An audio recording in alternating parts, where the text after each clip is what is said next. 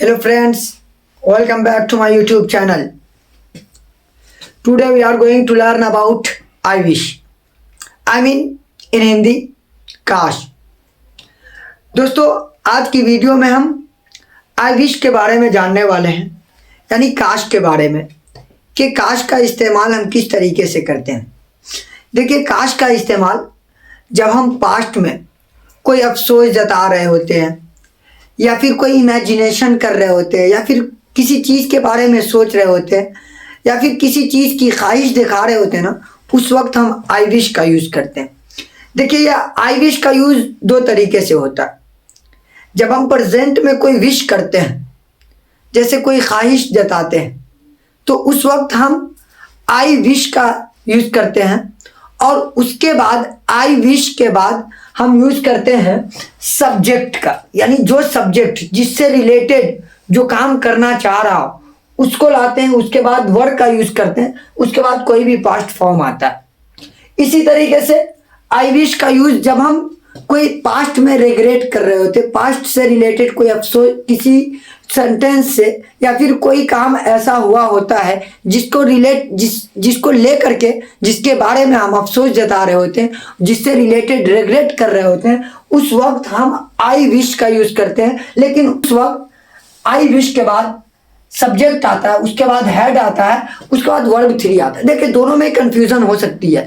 तो जब हम प्रेजेंट में मौजूदा ज़माने में कोई ख्वाहिश जता रहे होते तो उस वक्त आई विश के बाद सब्जेक्ट के बाद वर्ड लगता है। लेकिन जब हम पास्ट में कोई अफसोस जता रहे होते हैं तो उस वक्त हम आई विश के बाद सब्जेक्ट लाते हैं, सब्जेक्ट के बाद हेड और हेड के बाद वर्ब थ्री लाते हैं। ये दोनों इसके कन्फ्यूज़न का सोल्यूशन है। अब हम पहले प्रेजेंट में किस तरीके के सेंटेंसेज होते हैं। तो प्रेजेंट में जैसे काश मैं डॉक्टर होता, काश मैं वहाँ होता, काश तुम वहाँ होते, काश तुम ये होते, काश तुम पढ़े होते। इस तरीके के सेंटेंसेस जो होते हैं ना, तब हम ये ख्वाहिश जता रहे होते, प्रेजेंट में ख्वाहिश जता रहे होते, तो उस वक्त हम आई विश के बाद सब्जेक्ट के बाद वर्ड आएगा। जैसे काश मैं डॉक्टर होता, तो सबसे पहले काश के लिए आप क्या लाइए, आई विश, आई विश। उसका बाद रूल क्या कहता है, सब्जेक्ट। अब सब्जेक्ट यहाँ पे मैं हूं, मैं अपने बारे में बता रहा हूं, तो सब्जेक्ट के लिए यहाँ पे क्या लाएंगे, आई के बाद वर लगेगा, आई wish I were a doctor. इसी तरीके से काश तुम अमीर होते, तो काश के लिए क्या लाइए, आई। उसके बाद यहाँ पे सब्जेक्ट कौन है, तुम, तो तुम के लिए क्या लाएंगे, you, I wish you were a rich man.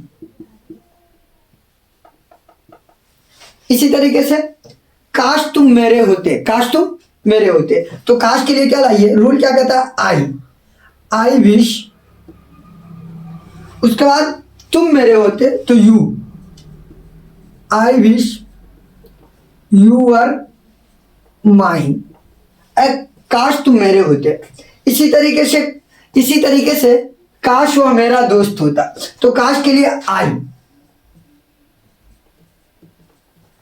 I wish, उसके बाद वह मेरा दोस्त होता, तो वह के लिए यहां पे क्या लाएंगे, ही वर माई फ्रेंड।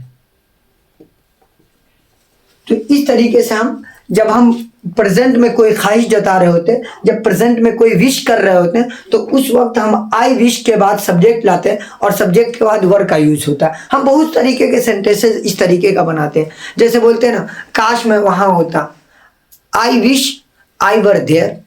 काश तुम यहाँ होते, कितना अच्छा होता, I wish you were here. तो इस तरीके से हम सेंटेंसेस बनाते हैं। अब हम जब पास्ट में कोई रिग्रेट कर रहे होते, पास्ट में कोई अफसोस जता रहे होते, तो उस वक्त हम आई विश के बाद सब्जेक्ट लगाते, उसका हेड उसका बाद वर्ब थ्री। जैसे काश मैं मेहनत करता, तो ये अफसोस जता रहे होता, अगर काश मैं मेहनत करता तो पास हो जाता, काश मैं वहां गया होता तो ये कर लेता। तो इस तरीके का सेंटेंस जो होता है ना, तब हम आई विश के बाद subject plus head plus verb three लगाते हैं।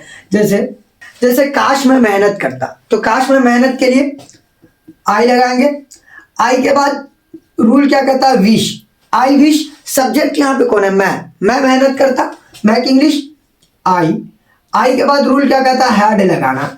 हैड के बाद वर्ब 3, यहाँ पे काम क्या? मेहनत करना। मेहनत करने की इंग्लिश वर्क हार्ड। तो वर्क को हम क्या लाएंगे? Worked hard. I wish I had worked hard. इसी तरीके से एक सेंटेंस और है, काश मैं उस दिन वहां गया होता। तो काश मैं, तो सबसे पहले क्या लाएंगे? I wish. उसका मैं वहां गया होता, तो आई, सब्जेक्ट यहाँ पे मैं की जगह पे वह होता तो ही लाते, अगरचे तुम होते तो यू लाते, अगरचे वे लोग होते तो वे लोग के लिए यहाँ पे क्या लाते? दे, और अगरचे किसी का नाम आ जाता तो उसका नाम लगा देते। सब्जेक्ट कोई भी बन सकता है। तो I wish I had gone there, क्योंकि वर्ब 3 आता है वहां के लिए, there, gone there. I wish I had gone there. इसी तरीके से काश तुम यह गलती न की होती, काश तुमने यह गलती न की होती। तो यहाँ पे काश तुम, तो पहले क्या लगाते? I wish. अब यहाँ पे सब्जेक्ट कौन है? तुम की इंग्लिश यहाँ पे क्या लाएंगे? You had not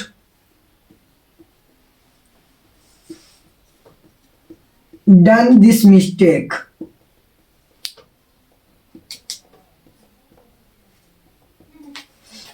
I wish you had not done this mistake.